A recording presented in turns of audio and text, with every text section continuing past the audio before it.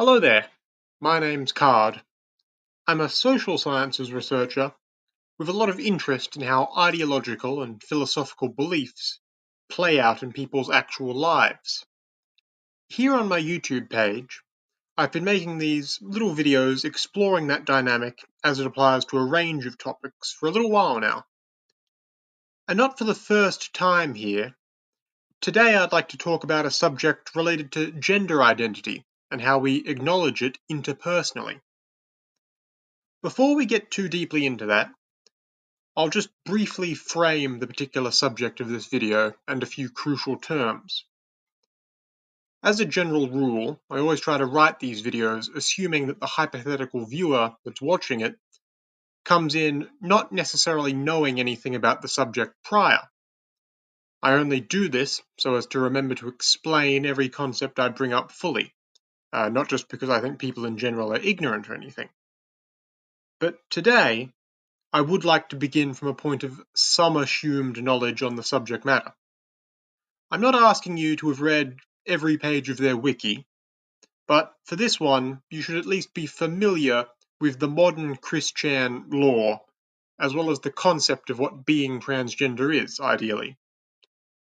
So, if you don't already know who I'm referring to in the title of this video and why their pronouns are a matter of online discussion, the best course of action you can take would honestly be for you to skip this particular video. Plus, I'm also hoping to keep this one short, so you won't even be missing that much.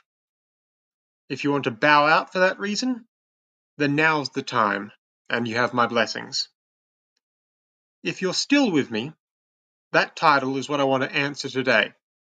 What gender pronouns should you use for ChrisChan? I'm just going to get right into it. I don't think you need to jump through hoops to defend ChrisChan's asserted female identity and preference for feminine, i.e. she/her pronouns. And that's not to say I think ChrisChan doesn't have the right to self-identify in whichever way they so choose, or even that they're not a valid trans woman necessarily. But in any case, the best possible progressive reading of the situation is that ChrisChan has been manipulated and gaslit like no one else ever into thinking they're a woman by the sort of malicious trolls who are themselves the specific kind of transphobic who would apparently think convincing someone they're trans to be the height of comedy. On the other hand, a less generous line to take would be to assert that Chris has been half-heartedly using feminine pronouns in a self-aware attempt at deception in the highly misguided belief that this will expand their already functionally non-existent dating pool somehow. And as much as I've argued abstract points here on this very YouTube page before by pushing the bounds of credibility in other identity-related videos, I can call out such claims made with ulterior motives when I see them, like that of Jessica Yaniv a few years back, or much more recently, the Canadian high school educator who took to showing up to work wearing absurdly large prosthetic breasts. Now, in either of those two cases, the validity of each person's trans identity completely aside, they're both pretty plainly just trying to bait a reaction out of polite society, cop some backlash, and then file discrimination suits judiciously in return. And you can make your own moral judgment as to whether you support that.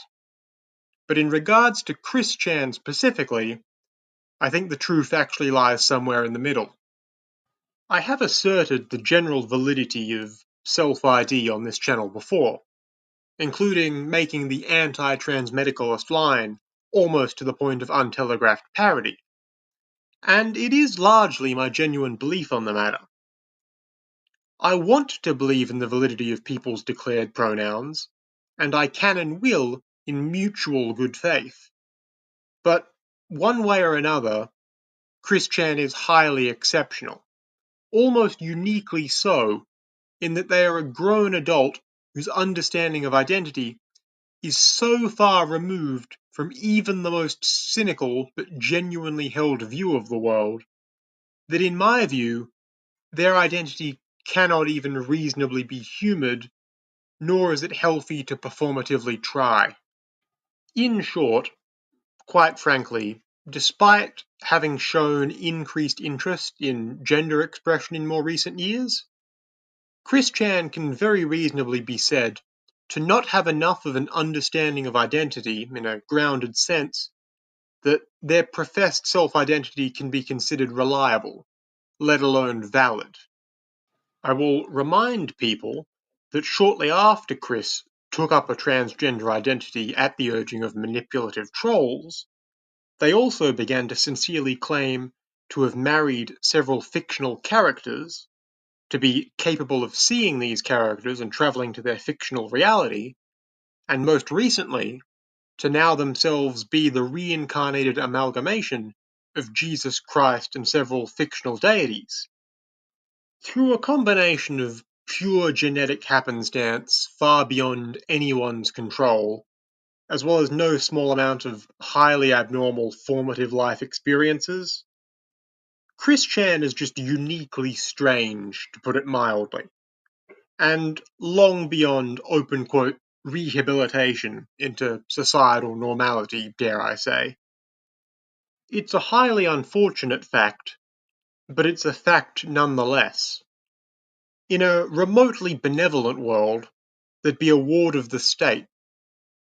And just as I still think the vast majority of people claiming some stripe of gender identity under the broad non-cis umbrella aren't doing anyone harm and should be left in peace and at liberty to define their sense of self and what it means to them, almost inversely, I think the best possible course of action would be just to ignore ChrisChan regardless of whatever they're declaring their identity to be.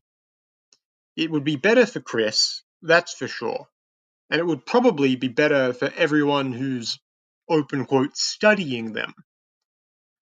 Arguably, this video itself is somewhat hypocritical in that regard, because I'm still talking about them here. But for what it's worth, I am willing to be a little bit hypocritical to get my point out there. You may have noticed that for the sake of this video, I've stuck with gender-neutral terms of reference, like they-them pronouns. I'm doing so largely just as a practical middle ground, that practical approach typically being the best in any case. And quite frankly, I'd hope not to need to refer to them ever again, in any regard on this channel. That seems like it would be for the best. Now, theoretically, perhaps were ChrisChan and I ever to be in the same room, I'd refer to them with their preferred pronouns as a point of civility, if nothing else. But that's not going to happen. Definitely not to me, and most likely not to anyone who ever listens to this either. This discussion about ChrisChan's pronouns that everyone's been having online for a while now is purely a philosophical abstraction. My advice is just simply not to let yourself get dragged down needlessly discussing all this, and especially not if you're a progressive. Use your time wisely and choose your battles. Even if you need to be purely pragmatic about things, don't let reactionaries try to make ChrisChan a focal point in the gender debate at all. Because at this point, it's actually far-right wingers who would be more advantaged to say, oh no, ChrisChan is unambiguously a real trans woman, and this is a typical case after all. And anyone even remotely familiar with the story here knows that isn't true. We need to be willing to walk away from these protracted no-win debates sometimes. Not all the time, mind you, but having this argument isn't helping anyone. With all that said, until next time, I'll leave you with that right there. My name's Card. This has been Card Posting. Bye for now, and here's wishing you a good day.